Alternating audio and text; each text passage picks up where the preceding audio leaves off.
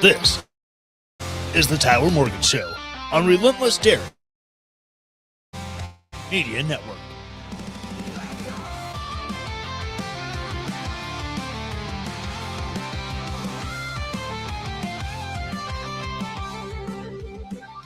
Welcome to the land of bourbon and bad decisions, where the nights are long and the truth cuts deep. Forces rise against the tide with clearing tensions in the place where freedom never sleeps. The halls of tomorrow, the light will chase away the whispers of sorrow. Stand tall, never bow, the fight's just beginning. With every word, the fire keeps on spinning.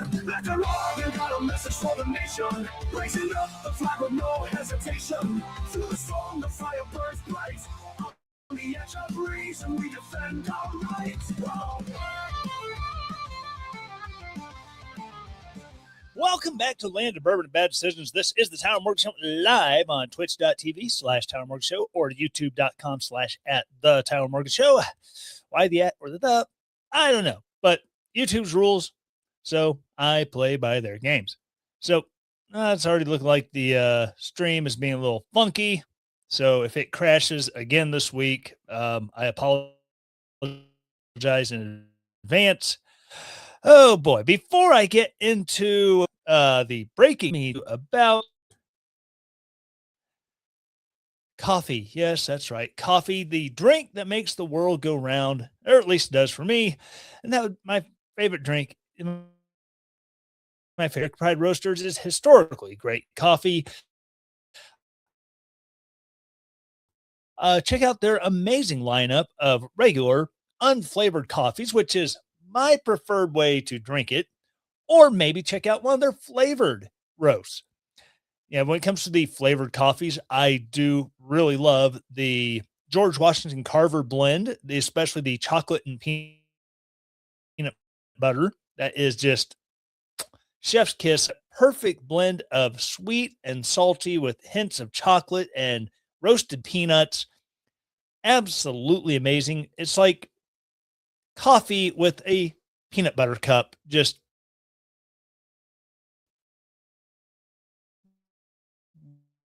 wrapped into one amazing beverage. Out there are more coffees up.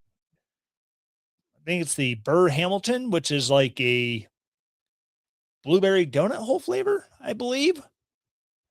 So many good flavors, so many great blends of coffee. Check them out today. AmericanPrideRoasters.com. American Pride Roasters, historically great coffee.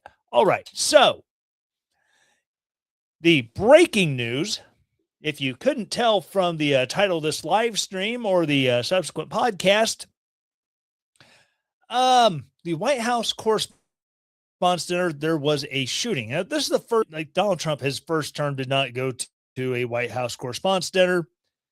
And usually it's a roast. But the one thing that really got him into not going was after he was a guest and he was, slighted by Barack Obama when he was speaking during one of his White House Correspondents' dinners. But Donald Trump was going. And tonight, there was a shooting outside of the Correspondents' Dinner, not inside the room itself. But there is, the news is still breaking on. There's still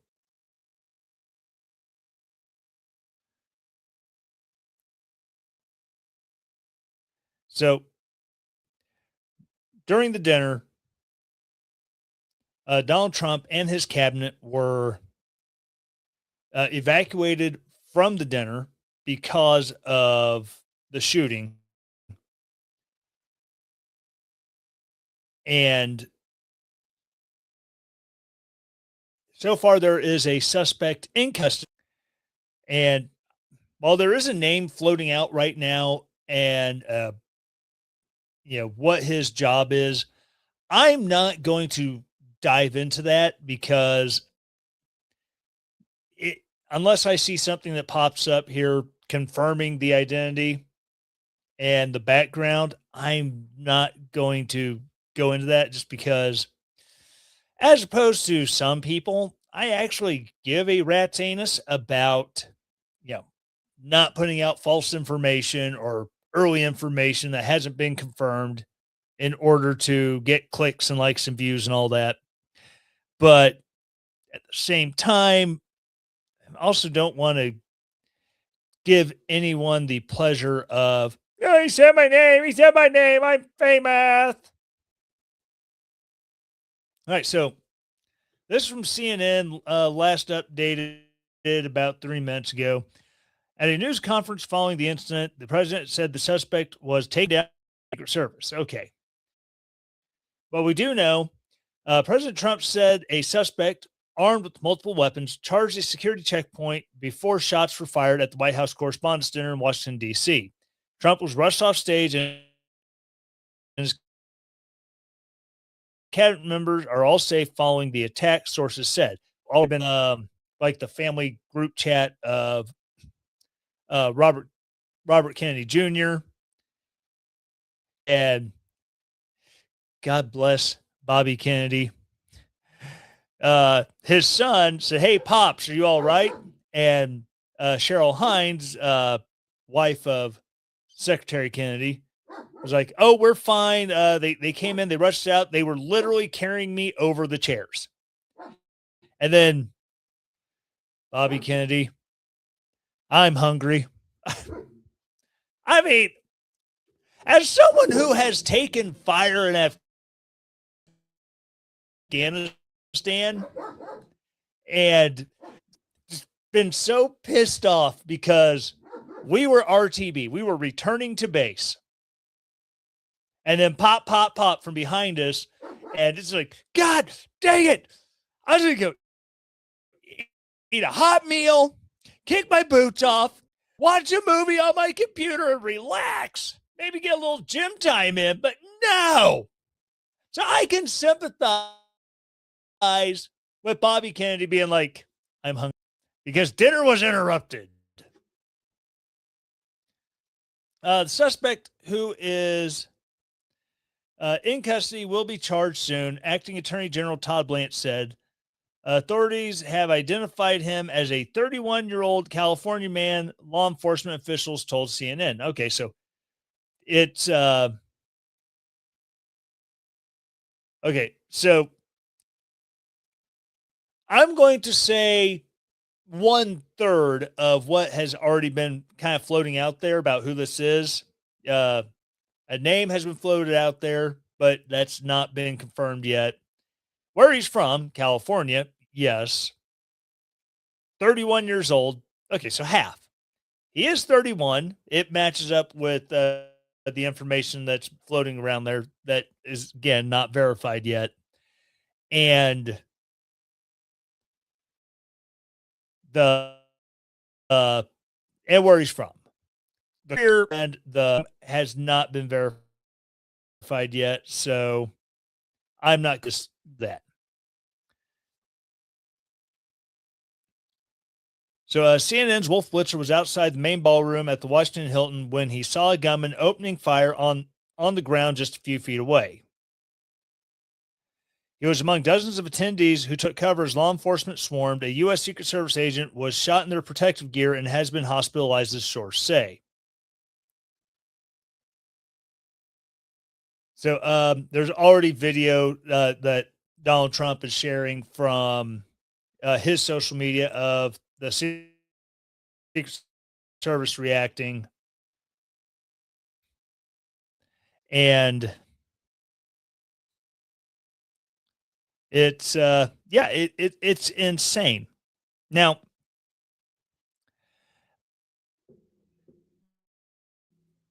currently I'm not seeing a lot of on social media chatter that, you know, the motivations of the shooter. I'm not seeing a lot of speculation on that.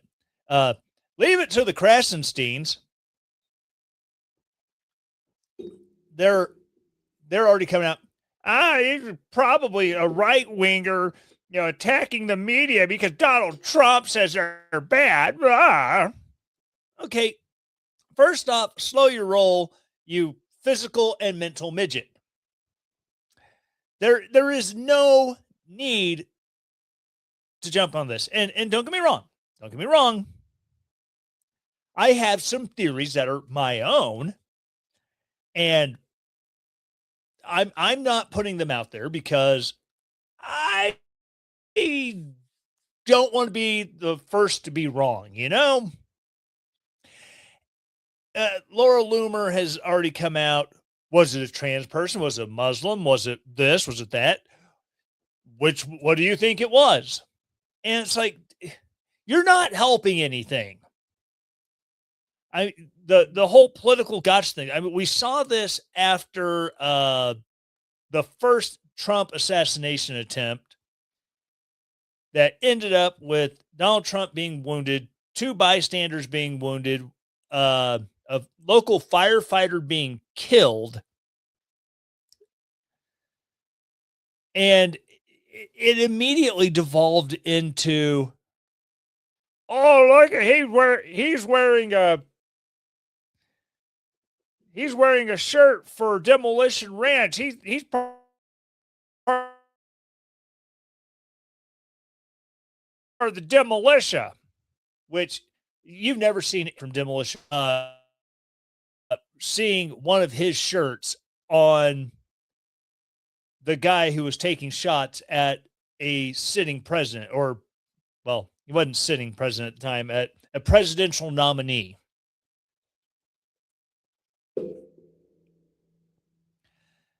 But a lot of, like I said, a lot of this blame casting from both sides.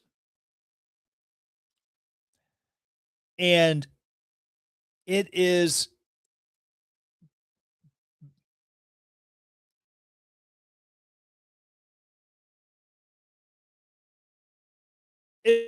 beneath contempt. Canoe is alive and in custody. And I want to see this guy punished to the fullest extent of the law. Period. End of story. No half measures on it. But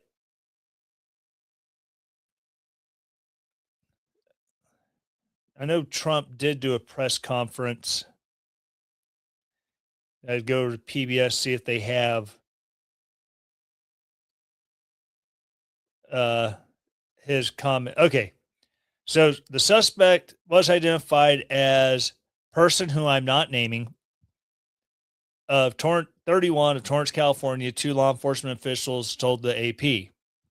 Trump said the suspect was armed with multiple weapons before being, oh wow, they were so quick to get this to press that basically he added,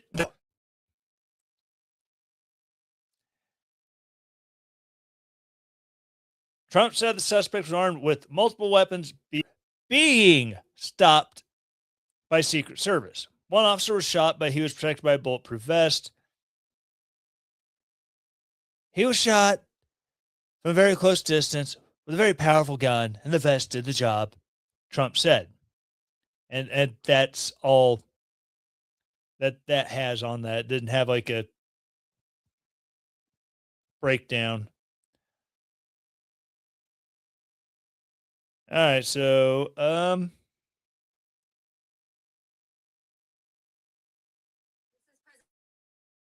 right, so for legal purposes, this audio from NBC News is being played for commentary purposes under blah blah blah. All right, so I'm gonna play this. It's like 2 minutes 53 seconds, and hopefully it didn't get slammed with the stinking commercial.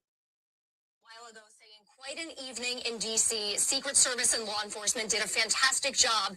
They acted quickly and bravely. The shooter has been apprehended, and I have recommended that we let the show go on, but will entirely be Biden enforcement. They will make a decision shortly.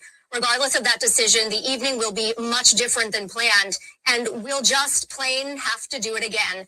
President Donald J. Trump. Tom, it was supposed to be an interesting evening to see. Yeah, so Trump coming out and praising law enforcement, and it was, it's ridiculous.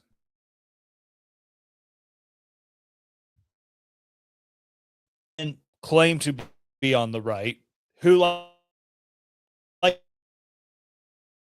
to foment this kind of violence and outrage. There are people on the left who, I mean, they follow the Bolshevik program to a T and go out of their way to get stir people into violence. I mean, look at the George Floyd thing.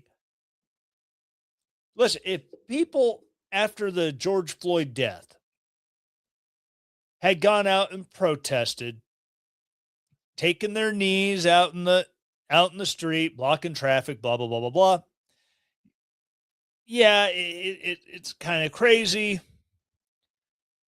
but it's your First Amendment right. I don't have an issue with peace protest. Then you get the agents provocateur going out and, oh, where did this pallet of bricks where there's no construction going on come from? Huh. And now people are throwing those bricks through windows. People are setting cars fire, doing this, that, and the other. And just acts of violence against other people and property. I have an issue with that because that is not protesting. That is rioting. And there's a huge difference between protesting and rioting. But yeah, there's just so much going on right now that it is so hard to keep up with anything.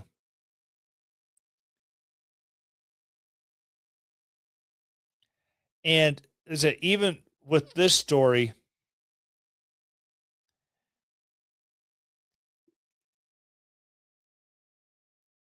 Where it's just, little headline, little headline, little headline, little headline. And you just cannot, get all of the news because it's happening so fast and it is so hard to keep up with. Now, like I said, hopefully the secret agent or Metro PD officer, whoever it happened to be, who was shot in the vest by the shooter, pray, uninjured, I mean, other than say for maybe a broken rib or two, depending on the caliber of bullet that struck his vest. But yeah, it's just ridiculous. And like I said, you have the people who are on the left. It just immediately, well, you had a Trump supporter and you wanted to take out all these all these members of the press because Donald Trump he hates the press. For a guy who hates the press as much as the left claims Donald Trump hates it, here's a guy. He will take phone calls directly from journalists. The other day, John Carl was talking about, I just got off the phone. I was on the phone with President Trump for like 20 minutes. And, It's like, yeah, he might not always get along with individual members of the press. And at times, the press has had an as equally an antagonistic view of Trump as they claim he has against them. And for people to act like, you know, this is just the doing of Donald Trump, it's like, well, don't get me wrong. There are some people on the right who are a little on the culty side when it comes to Donald Trump and their worshiping of the Cheeto Jesus, that it wouldn't shock me if that kind of news came out. Oh my gosh, here is the opportunity to take out a bunch of these media people because Orange Man is the second coming of Christ. I must save him. Like I said, that wouldn't shock me much.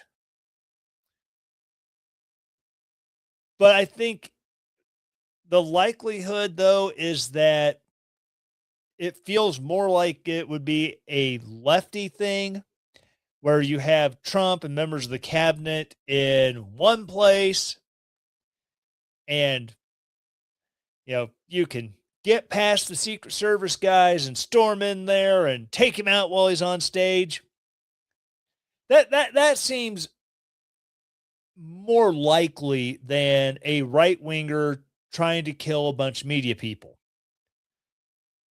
Because as misguided, I think that's the most underselling of an idea as this is, to call it misguided. But as misguided as that would be, I think it would be equally misguided if it was a lefty thinking they could shoot past the Secret Service, literally and figuratively, and get in there and try to take out Donald Trump and members of the cabinet. So it would cause a huge constitutional crisis as people are filling different seats in the chain of succession. And to be like, I could do this in front of the media, God. And they will and they will know firsthand what happened. Ha ha ha. Again, I think that's as equally bad and just not very and as not well thought through as the other scenario with the potential right-wing douchebag motivation for it. But it's just crazy to see one person with, looking back at like, Brad Meltzer's Lincoln conspiracy book. You had the OG conspiracy to kill Lincoln, where it was on his way to the inauguration that plot was going to go down. And Lincoln had to be snuck into D.C. in order to avoid that potential assassination. And then, and like I said, during the Trump campaign, Butler, Pennsylvania happened. Then you had the nut job who was hiding in the bushes at, I think it was Mar-a-Lago. Maybe it was another one of Trump's golf courses, but I think it was Mar-a-Lago. Started shooting at Trump, with a rifle from however many yards away. And then the Secret Service guy who, like, 6 yards away couldn't hit a dude laying there. Then it turned out he'd had improvised ceramic armor hanging up on the side of the fence, kind of give himself some cover from handgun fire, but neither here nor there. But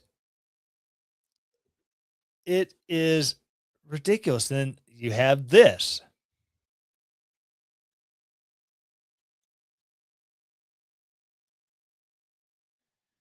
I was looking through one of my Discord chats. Facebook, one of my buddy, Warm Gatorade.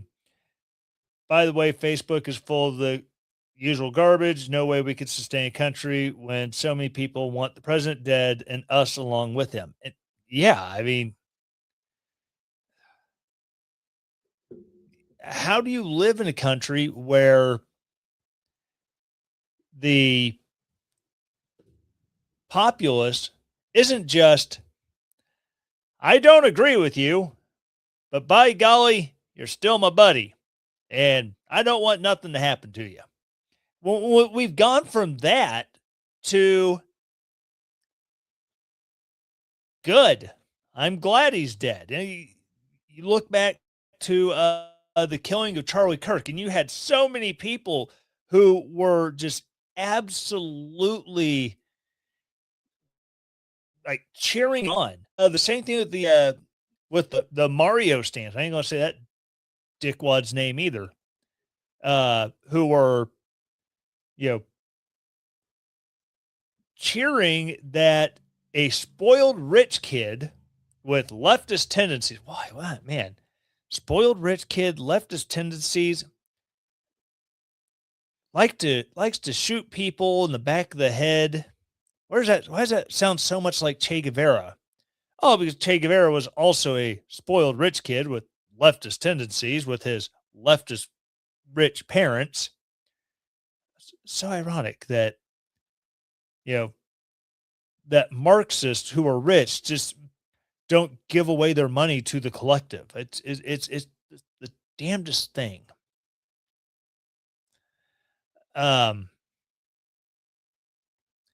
Spoiled rich kid who didn't even have United Healthcare insurance goes and he assassinates the CEO of the insurance company, and you have a judge who essentially threw out the first-degree murder charge that would have made him eligible for the death penalty. Not that New York would have actually, you know, carried out the execution on that. But making it way, way easier for a guy to not get life in prison after committing cold-blooded murder. But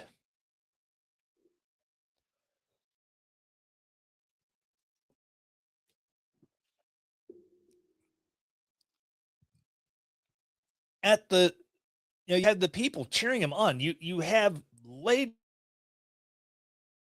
like proposing marriage to this bushy eyebrows bitch, and they cheered it on. And like I said, this is the third, you know, potentially a third attempt on Donald Trump. And it is scary times to live in when, you know, it could just take a small spark to turn it into a civil war. And as much as people on the right and the left be like, yeah, bring it on. Yeah, I'm ready for a civil war. Are you really? Because what happens if you get involved in that civil war? And they come for your family. Because we are in such a connected society these days that, you know, however many people have Twitter accounts, have social media accounts, and they can get onto your Facebook profile, your Insta profile, and find your wife's name, your kids' names, your husband's name, your parents, and then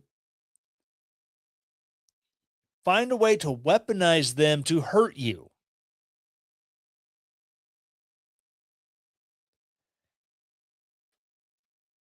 And not to mention the economic damage that would be done if our country went into civil war. Oh my God.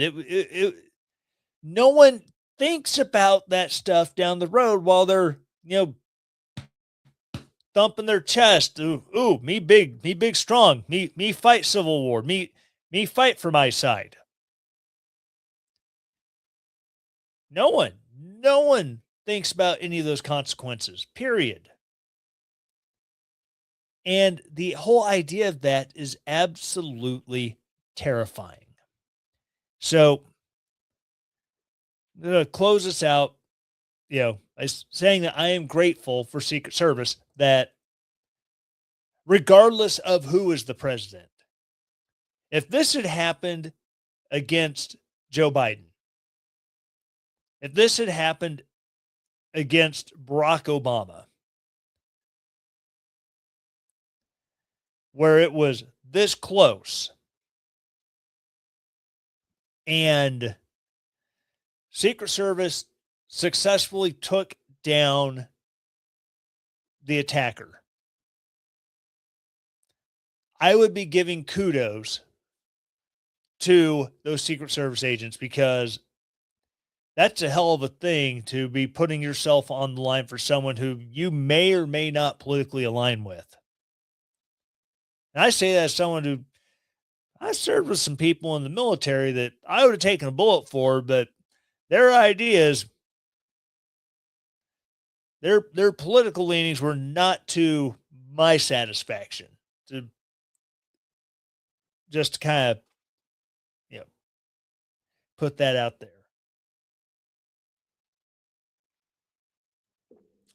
All right, so before I get into this whole SPLC thing, let me tell you about beard oil. Yes, that's right. You're growing your beard out because you want to look like a cool hipster kid. But you go to the store and they have beard oils there, but they just don't smell good. And reviews, you look up reviews online and it's just not the greatest. So you're looking for something that's going to last all day, is going to condition the hair of your beard, condition the skin on your face, so that way you don't end up with dry, itchy skin, hair that's brittle and cracks and breaks off in your food. And maybe your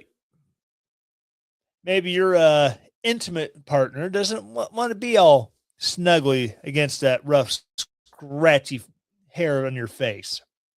Might I recommend Blue Collar Beardsman? This is a handcrafted beard oil designed for the best beard and skin conditioning attributes from a variety of oils, not just mineral oil as a carrier and then some scent. This is, a blend like rice husk oil, emu oil, lots of good stuff that really, treats and conditions the skin and hair for your beard. And the scents, oh my gosh, a great lineup of scents. You sign up for the scent of the month, you get a new scent every month sent directly to you. And the best part about it is you don't put it on and like 5 minutes later, you just have an oily beard that doesn't even smell good anymore. There are scents that work as hard as you do, and they last the day. Check them out today, bluecollarbeardsman.com. All right, so Southern Poverty Law Center was indicted on 11 counts, including bank fraud, wire fraud, I think defrauding donors may have been part of the indictment. I haven't read all 14 pages of it, but it has been, that's another thing. It has been wild to see the reactions, which don't get me wrong, there are people on the right who are just overly simplifying it. Is overly simplifying it as, oh, they were giving money to David Duke and these other groups. Yeah, well, yeah, maybe so, but it was it's a little bit more complicated than that. So I'm going through this. SPLC's fictitious entities to secretly funnel donated money to the field informants or field agents. The Fs. It was simplified. I forgot what they called it early in the indictment. Individuals at the SPLC, including a person who would become the chief financial officer, employee 1, and a person who would become the director of intelligence project, employee 2, among others, opened a series of bank accounts at Bank 1 and Bank 2 in the name of various fictitious entities, including but not limited to the following: Center Investigative Agency, CIA; Fox Photography; Northwest Technologies, Northwest Tech; Tech Writers Group, Tech Writers; and Rare Books Warehouse, Rare Books. These fictitious entities were never incorporated, had no bona fide employees, and conducted no actual business. At all times relevant to this indictment, Bank 1 and Bank 2 were insured by the Federal Deposit Insurance Corporation, FDIC. Counts 1 through 6, wire fraud.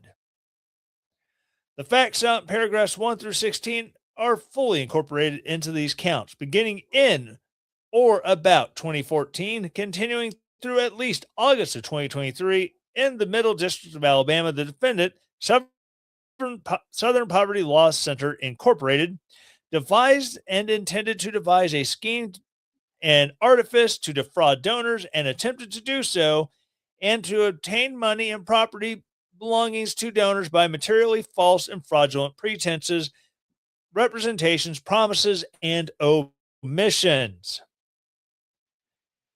And there's people on the left who are like, yeah, damn Skippy, and here's more money. Continue to do it. But the thing is, they didn't know they were doing it because they weren't saying it, which as a 501c3, you kind of have to disclose how you're spending your money. And they were kind of violating some important things by not disclosing how they were spending the cash that was being donated to them. Purpose of the scheme and artifice. The objective of the scheme and artifice was to obtain money via donations through materially false representations and omissions about what the donated funds would be used for. To carry out this scheme and artifice, the SPLC explicitly sought donations under the auspices that donor money would be used to help dismantle violent extremist groups. In the SPLC solicitations for donations as outlined herein, donors were not told that some of the donated funds were to be used by SPLC to pay high-level leaders of violent extremist groups and others, nor were donors ever told that some of the donated funds were used for the benefit of the violent extremist group, or that some of the donated funds would be used in the commission of state and federal crimes. Wire communications. On or about April 25th, 2023, the Middle District of Alabama and elsewhere, the defendant, SPLC, for purposes of executing and attempting to execute the scheme and artifice out here in these counts, did cause to be transmitted in interstate commerce by means of wire communications certain signs and signals. Specifically, the SPLC caused interstate wire communications between Alabama and other states through the use of automated clearinghouse system, ACH, which was utilized to transmit an ACH batch transfer from Bank 1 to various bank accounts utilized by the Fs. Specifically, $13,905 was caused to be transmitted by means of wire communication and interstate commerce through the writings, signs, and signals described below for each count, each transmission constituting a separate count. Count 1, April 25th, 2023. A wire transaction in the amount of approximately $4,750 from SPLC operating account at Bank 1 to a First Citizens Bank account controlled by F9. Then, it's just the different transmissions. All in violation of Title 18 USC 1343. Count 7 through 10. False statements to a federally insured bank. Facts out in paragraphs 1 through 16 are fully incorporated into this count on or about the dates listed in the chart below. Middle District of Alabama, the defendant did knowingly make false statements on applications to a federally insured bank in violation of Title 18 USC Section 1014. I just love all the legalese. As described, paragraph 1415, individuals at the SPLC opened bank accounts for CIA, Fox Photography, Northwest Tech, and Tech Writers at Bank 1. Similarly, individuals at the SPLC opened a bank account for Rare Books at Bank 2. The purpose of opening these bank accounts for the fictitious entities was to be able to conduct financial transactions that made it appear as if the Fs were receiving money from the fictitious entities rather than receiving donated funds from the SPLC. I'm not going to keep going through this, but yeah.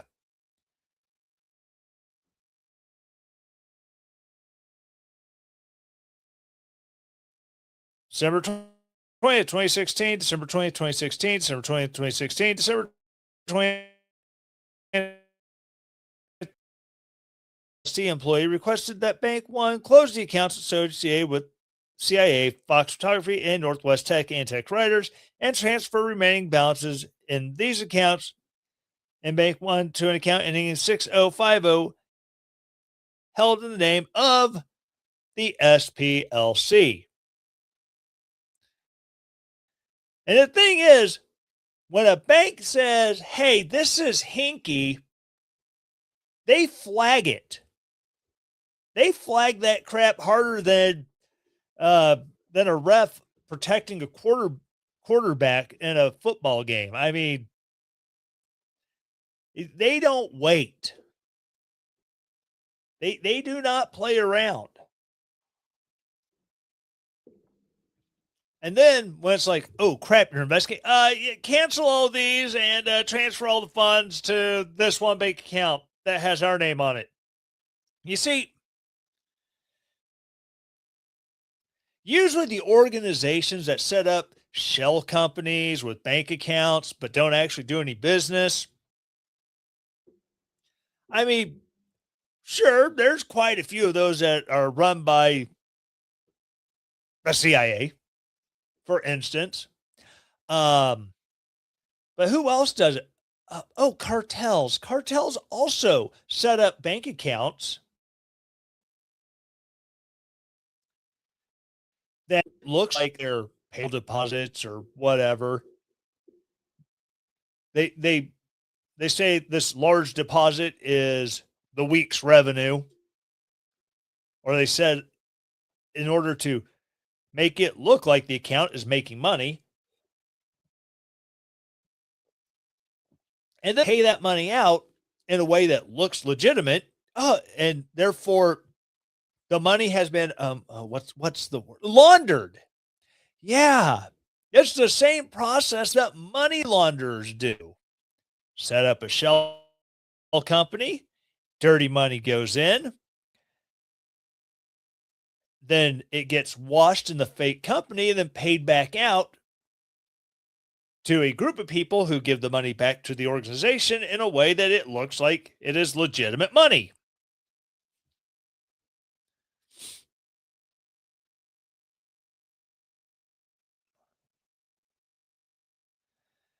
In response to Bank One's internal investigation on or about September 9, 2021, the President and Chief Executive Officer of SPLC, as well as the board chair of the SPLC, admitted the following in writing to Bank One. Pursuant to the discussion we had earlier this week, please let this correspondence serve as confirmation that the accounts listed below were open for the benefit of Southern Poverty Law Center operations and operated under the center's authority. The following accounts are listed below: Central Investigative Agency, Fox Photography, Northwest Technology, Tech Writers Group, Imagery Inc., J&J Electronic, Kelly's Marine, Turner Personnel. Additionally, this will confirm that Rare Books Warehouses operates under center authority as well. All in violation of Title 18 U.S.C. Section 1014. Count 11, conspiracy to commit concealment money laundering. Oh! And see, all the people reacting to this, like, yeah, it's not that big of a deal. Like, oh my God. So they only look at the informants. Well, the government does this all the time. Well, the government also has like some authorities to be able to do this. Like they can walk into a bank with, like, the FBI can have a SAC, senior agent in charge, or special agent in charge, take court documents stating, hey, this is the operation we're doing. We need an account set up under this name, and it's going to have deposits from the federal government, and those deposits will be accessible by Bob. Bob will be able to draw money on this account. And that is how Bob, the paid criminal informant, gets paid. He doesn't draw an actual check from the FBI or the DEA or the ATF, whoever he's a paid informant for. So, the civilian groups don't have that kind of authority. They don't have that kind of legal leadway. And as much as they want to have some sort of separation between their paid informants and these groups, which, one of these groups was a very vicious biker gang, and you don't want your informants to get found out and murdered because they're ratting on operations to anybody, whether it's the SPLC, the FBI, local newspaper trying to get information on what's going on in that group, whatever. But there's an old-fashioned way you could do it. It's called a dead drop, where you can have a spot where, hey, we're going to leave the money here. And once the money is there,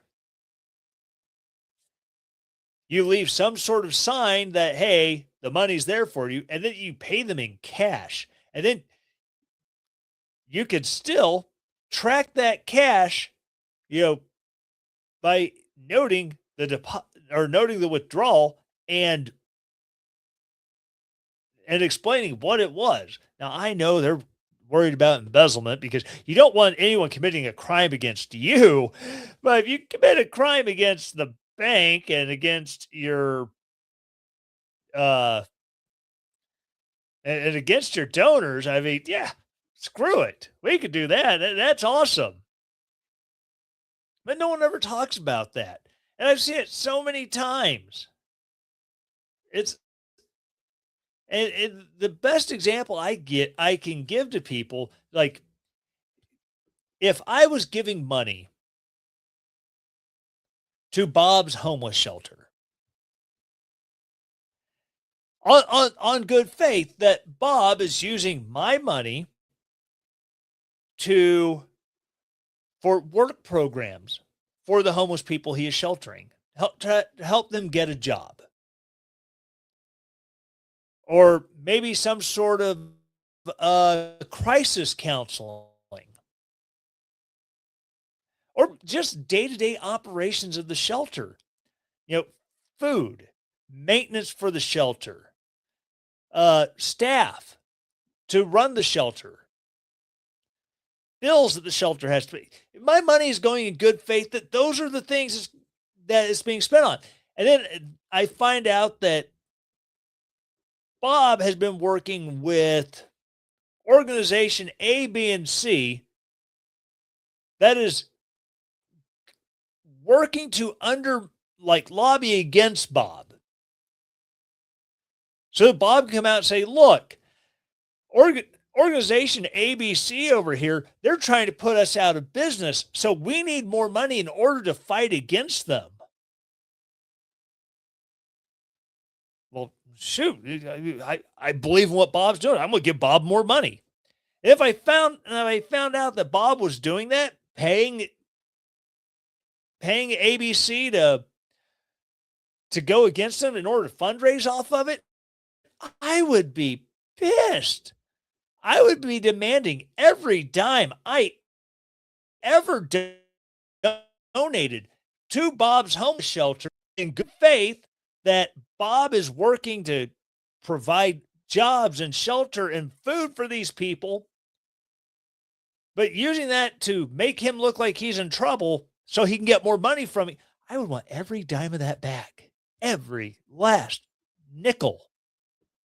I'd say penny, but they don't mint pennies anymore. But the donors to SPLC are so adamant that they're the good guys. Which, don't get me wrong.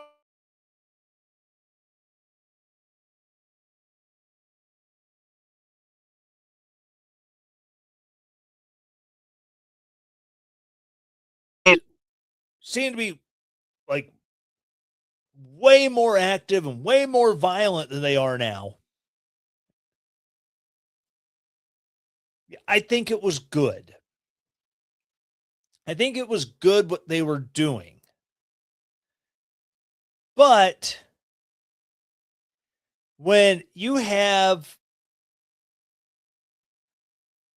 what was that one? I can't remember the name of it, but there was a Christian family group that they were listed as a hate group by the SPLC, and a nut job walked in off the street, killed a security guard, and was eventually taken down. And the motivation was because the SPLC called them a hate group. Not because of any actual hate, not through any declarations that they were going to kill all the homosexuals or anything like that. Just, we don't agree with gay marriage. That was it. We don't agree with gay marriage. They're a hate group. And then some nut job took you're a hate group and went and did a crime. And then SPLC is like, well, we can't control what people do when they read our information. And what's scary is the FBI uses data from the SPLC, which I would have to be starting to wonder how skewed it is. And again, I'm not saying the KKK isn't real. I'm not saying Aryan nations, there's 5 dudes with shaved heads. Don't worry about it. I'm not saying that.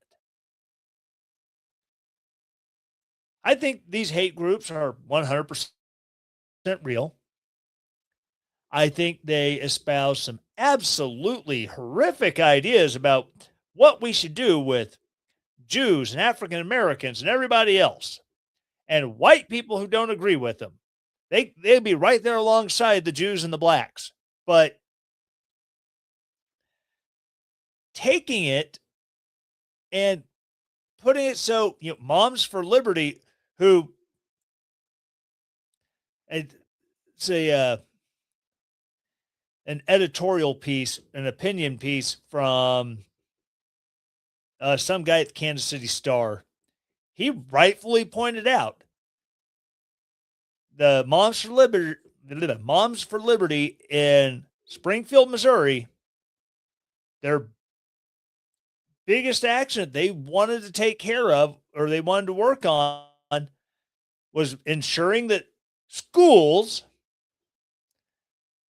didn't have books in grade school libraries portraying homosexual acts and homosexual journeys. Because, hey, this is a topic that is not for school. And the SPLC used their influence to really hamper Moms for Liberty's efforts in that. Because look at these hateful people. Oh, my God.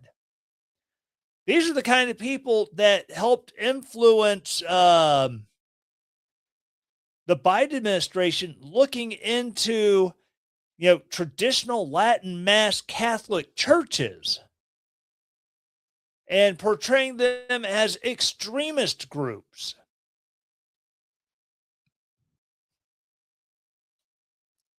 So, yeah, it's like the people reacting to all the wrong things with this indictment. You either have the right oversimplifying it, or you have the left just completely dismissive of it because, well, why wouldn't you want people? If you had an anti-communist organization, wouldn't you be having paid informants? Like, it's like, yeah, but I wouldn't lie to my donors in order to pay for that, for those informants. I'd be like, hey, we do have informants out there that we are paying because they are putting themselves at great risk, and the least we can do is compensate them for that risk and then leave it at that and do our absolute best to maintain as much distance between the informants and us as possible for their safety. But hey, good on the DOJ who picked this up after it was shelved by the Biden administration. I mean, that should say something about the SPLC and their political connections. That, like, wait, who's being investigated? Shelf that for now, and then hope no one picks it back up. All right, so that's going to wrap up the show.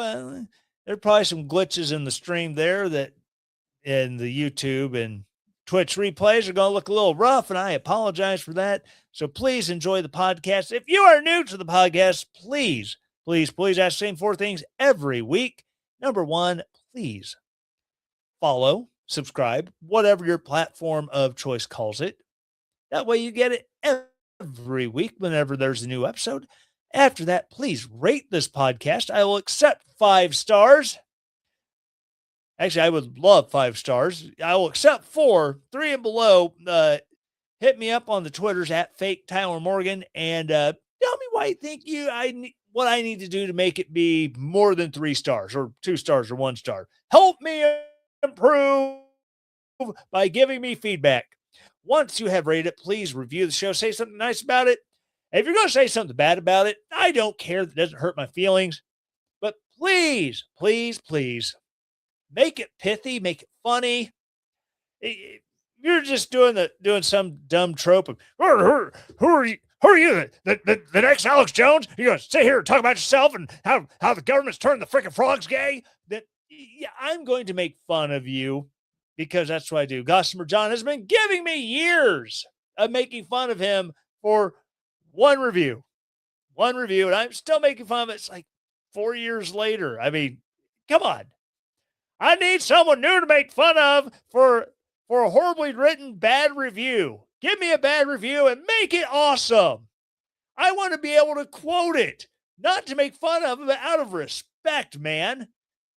Bad review I can respect, not one I can make fun of. Please, I'm not asking much here. Once you have subscribed, rated, and reviewed, please share this episode or the podcast in general with someone who you think will enjoy it, or send it to someone who you think will piss them off, just because I like hate and discontent and chaos sometimes. And if you can use me as a tool to annoy your liberal friends, I will gladly take that job. Thank you. It's an honor to do it for you. Anyways, thanks for hanging out with me tonight. And as always, let me find the right buttons to push here.